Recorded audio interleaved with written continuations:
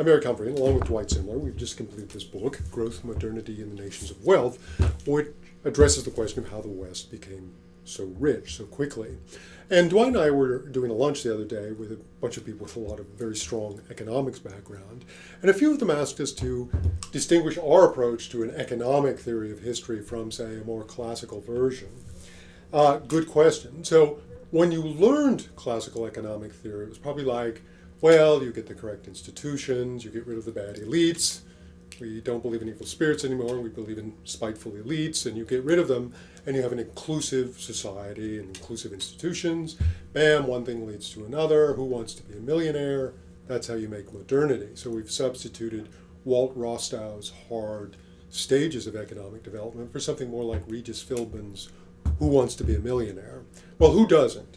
So were this only so? So what's the glitch? So Dwight and I don't have problems with the basic approach of economics. So we think it's very important as a way of explaining how people can be motivated. For example, we think it's much more fruitful than meditating on what our wants are, because our wants are really dependent upon our capabilities. I can't tell you to go out and have fun if I give you $3, but if I give you 300, you're going to have a very different concept of fun. So what's driving our desires is really our capability.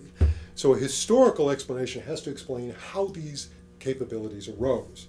So what's our problem with some of the core ideas in economics? Say how we use the concepts of money, prices, and property, which are fundamental to this motivational system. Money is a way of seeing the economy as one whole thing in a unified way. You can't really do that with goats. It's just a lot tougher.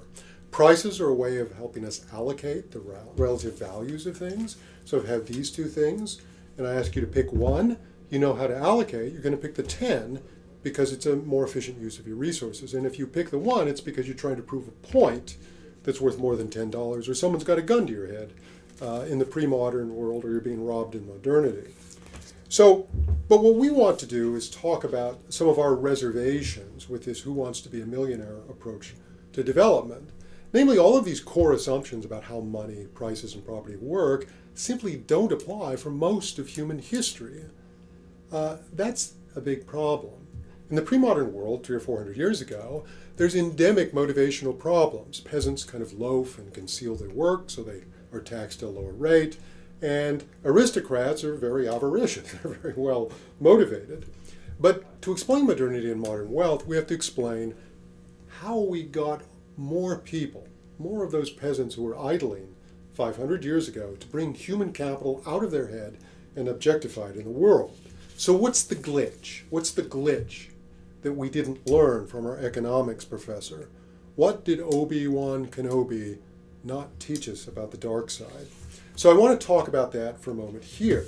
And that is, let's take for the first example, money. What could possibly be wrong with money? It's that broad view. It enables us to see an economy as a whole.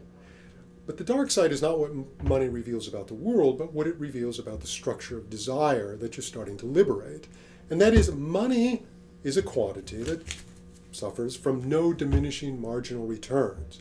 That is, once you allow economy to be heavily moneyed as opposed to be bartered or, social obligation, you start to see the world in another way, and you see human ambitions in another way. And what that means is we don't really want things. We want wanting itself. We don't really want more time. We want time itself unto immortality, and things and power unto omnipotence. And that is what you're going to discover when you go for the moneyed economy is human ambition on a scale that it was formerly known in the past only in princes and kings. Now, if you disbelieve this view of money, like, say, leftists might, they say, oh, that's late capitalism desire distorting. Dwight and I have developed a new test. So, as Nietzsche said, that which does not kill us make us stronger. Dwight has said, the corollary to that, that which neither kills us nor makes us stronger makes us look silly. So I've developed a test that's going to show you the problem of indefinite utility. 2 plates, you get them. I didn't bring the Limoges, that'll be next time. So these are just paper plates. So you're going to throw a party, and in one party I want you to get chips. You can pick your favorites. I'd stay away from these, they're a little spicy, but more maybe potato chips. And then another one, I want you to get about $3,000 worth of 20s. and take some and put them around and pass them around your party. And what you're going to find is when it comes back, all the 20s will be gone, and hopefully, for at least the first pass, the chips will be gone. 2 empty plates. Okay, good. So as a good host, you're going to put more money in the plates and more chips and pass it around again. And lo and behold, the second time it's going to come back, no 20s, and only a few chips are taken. So we top it off again and throw some more 20s in here. Gosh, running out of 20s. They sure like them. So you pass it around again, and lo and behold, the chips come back, or the plates come back with no 20s. So what's going on here? This is clearly a different kind of commodity. This commodity is like time and it's like power. It reveals that desire is not this content thing. There's not a bunch of little Buddhas out there, or noble savages, or rustic farmers, or workers.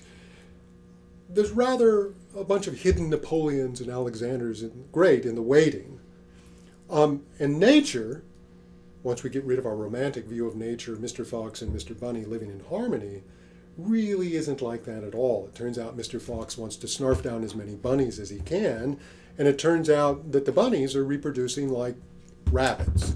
So it turns out that the life engine, the power of life that we want to unleash for this modern world, to tap it, is inherently something that can be very easily destabilized by its desire.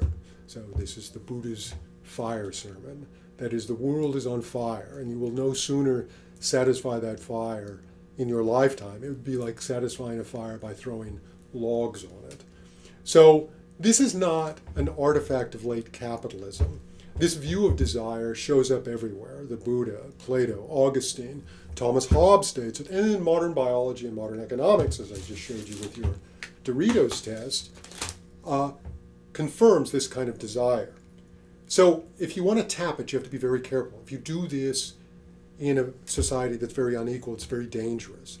At $1 between 1 and a million, we're all prostitutes. And it's a rational decision per unit of humiliation that we have to do to earn our money. So this is a real problem, this corrupting problem of money. Okay, point Bible. For love of money is the root of all evil. What could possibly be wrong with prices, the other part of the motivational structure of modern economics? Well, prices are good because they tell us how to allocate resources. Again, if you are finite, you will pick the 10. So the price signals to you that this is 10 times more than this. So prices signal how economies allocate resources if you're in a competitive market. That's a big if, because most markets are highly unequal. So throughout most of history, prices moving was not really a problem because technology was so slow at moving that labor and inputs were more or less naturalized. So setting prices and changing them looked always funny, and merchants always looked a little bit sinister. But if you want to change a society, you have to change this mechanism. So assuming we get a price mechanism off, that we have a real competitive market, who is this market mechanism? How do we know what it is and what it wants? How can we know that we trust it? Traditionally, popes and Communist Party general secretaries have hated things like the invisible hand or natural selection because we lose this power. Just like money, we're starting to decentralize power with no assurance on how it's going to behave in society. Maybe society wants to allocate very differently from the way we want it to allocate. This is a problem. Maybe people like Mickey Mouse and bacon double cheeseburgers better than lectures on human emancipation and tofu and broccoli. Maybe people like funny cat videos more than our treatments of how the modern world happened. But Dwight and I have accepted this because some of those funny cat videos are actually quite good.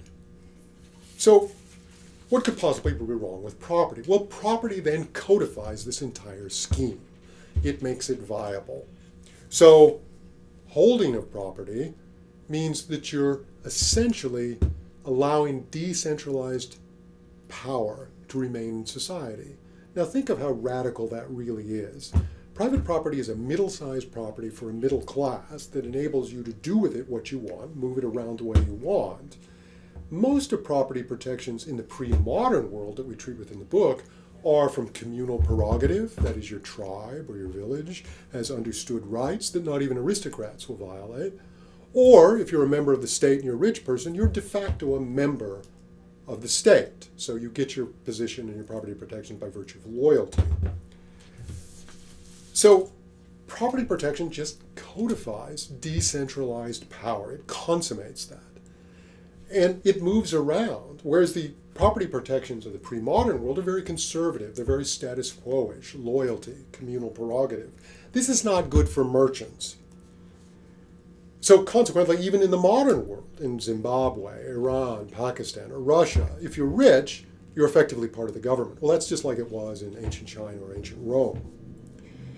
So in sum, what can we say about looking at this motivational structure of classical economic theory in our reservations?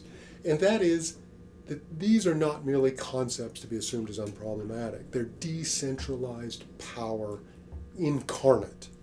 And you had better hope that your concept of a self and your concept of a state can handle these forms of decentralized power, because throughout most of history, states have not been able to do this very well, and that trapped them in this undynamic, very conservative world. And that, young Luke Skywalker, is what Obi-Wan never told you about the dark side.